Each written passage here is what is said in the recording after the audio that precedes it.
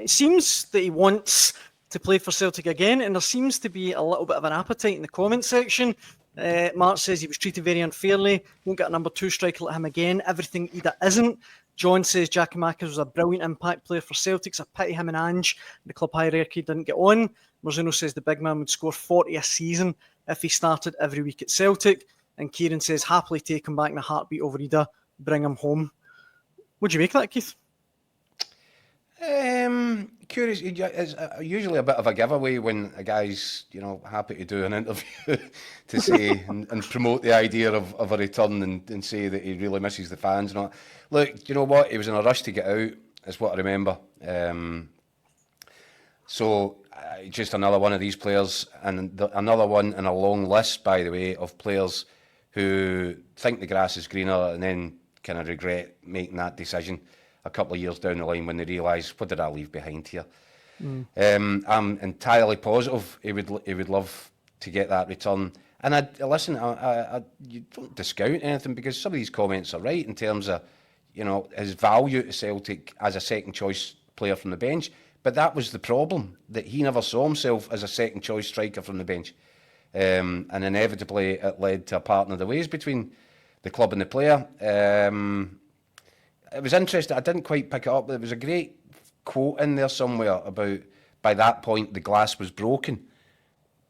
Did he say who with? Was that his relationship with Ange, or Michael? He said Michael. Michael Nicholson, right, okay.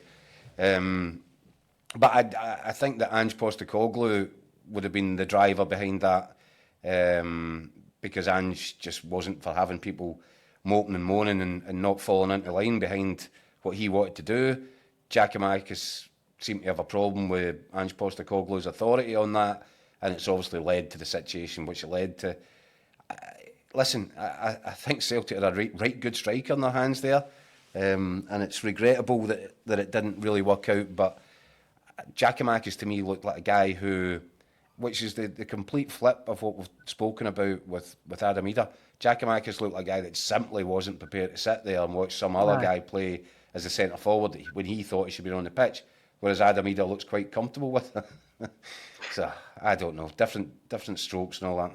I agree. I think it was a great interview. I mean, brilliant quotes. Quotes were excellent. Yeah. But it does strike you as a guy he's sitting there regretting leaving there, because Jacko's right. I mean, unless my memory's deceiving me, I mean, he wanted more money, saw himself as a first choice, wasn't happy playing second fiddle. The offer came up with a better deal elsewhere. It suited him at the time. Celtic made a profit on him. So everyone seemed happy at the time. But you go to the MLS, he's ended up I think he's in Mexico now, is that right? Mexico, Cruz Azul.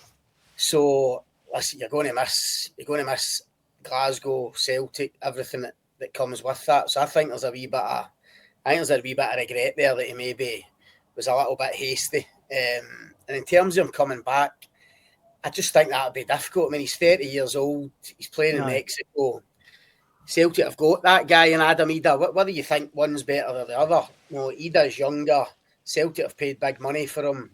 Brendan Rodgers sees Idah as a guy he can work with and improve, and again make Celtic a profit at some point. So, as much as Giakoumakis would like to come back, I think it'd be pretty unlikely.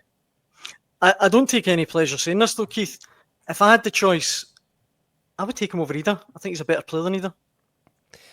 Celtic have spent a lot of money on Adam Idah because Brendan Rodgers saw him as a player that you could spend significant fee on, but with proper work on the training ground, turn him into a player of twice that value, maybe 3 times the value. Brendan Rodgers made a big deal about trying to change the way that Celtic did their business in the transfer market. He wanted more ambition. He wanted to try and raise the level of quality. It would be an admission that didn't work out if all of a sudden they went and signed a 30-year-old to be further up the totem pole than Adam Idah. So I think for all number of reasons, I don't think it's something that you're going to see happening. Do I think that Giakoumakis still has plenty to offer? Absolutely, I do. But I think Celtic have moved in a different direction, and I think the priority now for Brendan Rodgers will be to prove to the board that, by the way, see when I said give me £9 million for Idah, I promised you that you would make a return on it, because the whole kind of direction that Brendan Rodgers wants to move Celtic is to be that club that doesn't think twice about spending a fee like that on a striker or £11 million on Arnie Engels, because they trust his judgment and they trust his ability to work with these players, improve these players, and turn them into profit in the transfer market. The previous structure, as we commented previously, was there's that chunk of money that you spent on one player, well, you could spend it in three. And the hope is that buying a couple of players at 3 million or three players at 3 million each, just if you sell one of them for 15 or 20 million, that's the model. That's the business model for Celtic.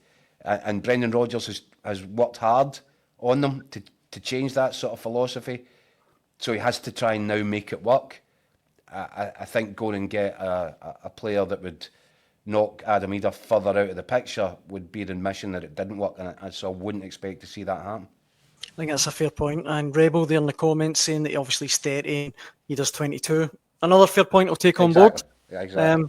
I think Idah will get better, Daniel. Honestly, I mean, look, the price tag is an issue for him because it gets thrown at him, almost on a weekly basis. But he's still relatively young. He's still scored some big goals for Celtic. Really, that's fair. And bear in mind, pretty much for the duration, he's been second choice striker to Kyogo and now to Maida. I think Celtic fans need to just trust Brendan Rodgers a wee bit more. I think he'll come back next season better. You'd expect Celtic to be better in terms of the improvements they'll make to the squad. But interesting to see what happens next year. Obviously, it looks like Maida will be a number 9 now, full stop. But there's always that option that he plays wide and Celtic maybe get another striker in. But I think Rodgers, like he has done with so many players, me and Keith have spoken about this before, I think he'll make Adam Idah better. And I think getting a full pre-season or another pre-season under his belt, coming back next year, I think he'll be better for it. I think the fans are a wee bit harsh on him at the moment.